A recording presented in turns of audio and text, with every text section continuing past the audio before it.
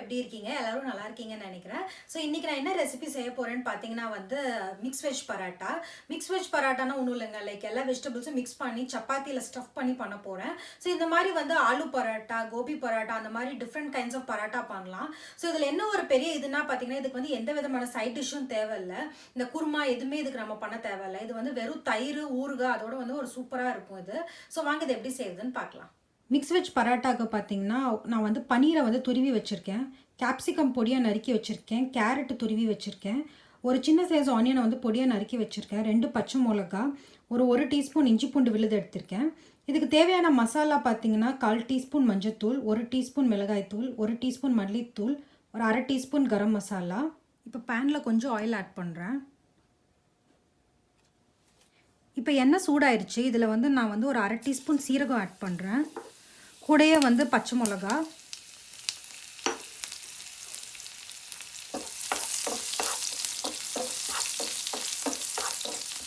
இப்போ வந்து நம்ம எடுத்து வச்சுருக்க ஆனியன் ஆட் பண்ணுறேன். ஆனியன் ஆட் பண்ணிவிட்டு ஆனியன் நல்லா ப்ரௌன் ஆகிற வரைக்கும் ஃப்ரை பண்ணிக்கோங்க.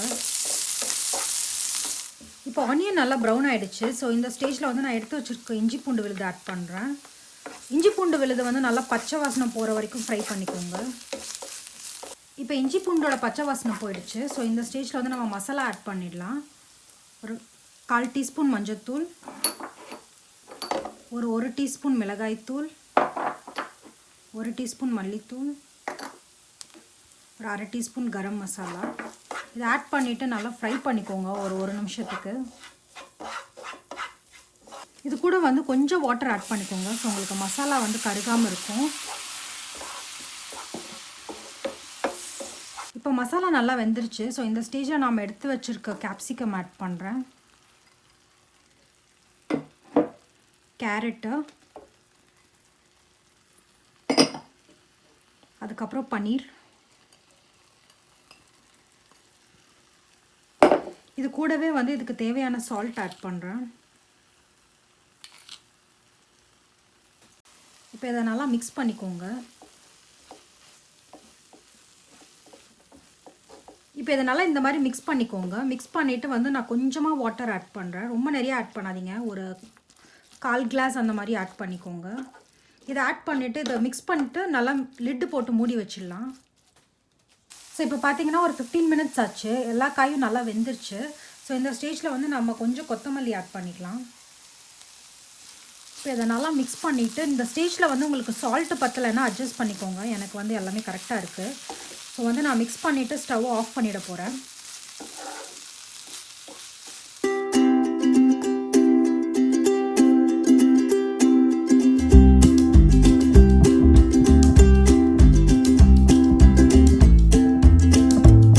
ஸோ இப்போ வந்து நம்ம சப்பாத்தி செய்ய ஆரம்பிச்சிடலாம். நான் வந்து சப்பாத்திக்கு வந்து பார்த்திங்கன்னா ஆல்ரெடி மாவு பிணைஞ்சு வச்சுட்டேன். இப்போ நார்மலாக சப்பாத்திக்கு எப்படி பண்ணுவீங்களோ அதே மாதிரி தேய்ச்சிக்கோங்க. கொஞ்சம் திக்காக தேங்க, அப்போ ஏன்னா நம்ம வந்து உள்ள ஸ்டஃபிங் வைக்க போகிறோம்.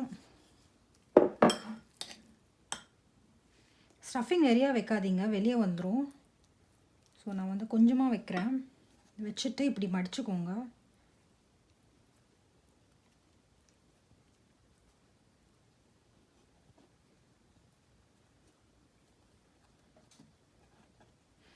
ஸோ வந்து இதை எப்படி திருப்பி போட்டு லைட்டாக தேய்ங்க, ரொம்ப அமுக்க வேணாம்.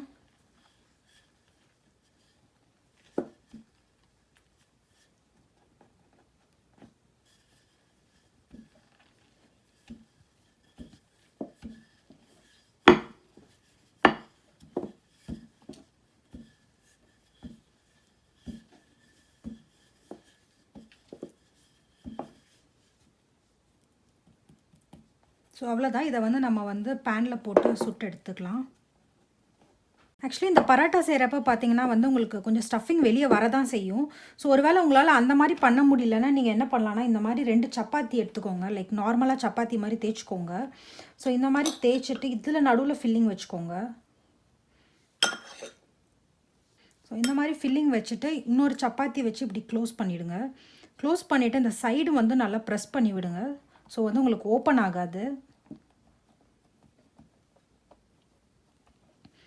ஸோ இதை வந்து ரொம்பலாம் நீங்கள் அமுக்க தேவையில்ல, லைட்டாக சும்மா அப்படியே ப்ரெஸ் பண்ணிங்கன்னா போதும்.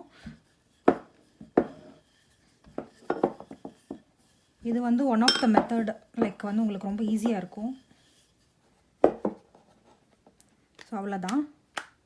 ஸோ நம்ம இதை சுட்டு எடுத்துடலாம். ஸோ இப்போ பார்த்தீங்கன்னா பேன் நல்லா சூடாயிடுச்சு. ஸோ வந்து நம்ம எடுத்து வச்சுருக்க பராட்டாவை போட்டுருவோம். ஸோ இப்போ இதை திருப்பி போடுறேன். நார்மல் சப்பாத்தி நம்ம எப்படி சுடுவோமோ அதே மாதிரி சுட்டுக்கோங்க. ஸோ நான் வந்து கொஞ்சம் ஆயில் ஸ்ப்ரெட் பண்ணுறேன். உங்களுக்கு வேணால் பட்டர் இல்லைன்னா கீ அந்த மாதிரி கூட யூஸ் பண்ணிக்கோங்க.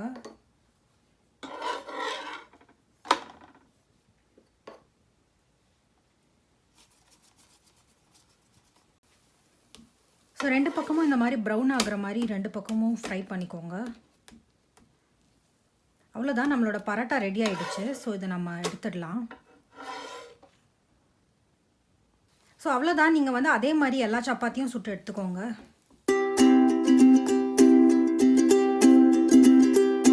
நம்மளோட மிக்ஸ் வெஜ் பரோட்டா வந்து ரெடி ஆயிடுச்சு. ஸோ வந்து நான் பார்த்தீங்கன்னா கொஞ்சம் சின்ன சின்ன சைஸாக பண்ணியிருக்கேன். உங்களுக்கு என்ன சைஸ் வேணுமோ அந்த சைஸ் பண்ணிக்கோங்க. நான் பார்த்தீங்கன்னா முதல்ல சொன்ன மாதிரியே வந்து இதுக்கு வந்து தயிர் ஊறுகாய் வந்து ஒரு சூப்பரான சைட் டிஷ்ஷு. நான் வந்து தயிர் கூட என்ன பண்ணியிருக்கேன்னா வந்து சாட் மசாலா கொஞ்சம் மிக்ஸ் பண்ணியிருக்கேன். ஸோ அதோட சாப்பிட்றப்ப வந்து இந்த பரோட்டா சூப்பராக இருக்கும். நீங்களும் இந்த ரெசிபி ட்ரை பண்ணி பாருங்கள். நல்லா இருந்தால் வாட்ஸ் ஆன் மை பிளேட்க்கு சப்ஸ்கிரைப் பண்ணுங்கள். தேங்க்யூ.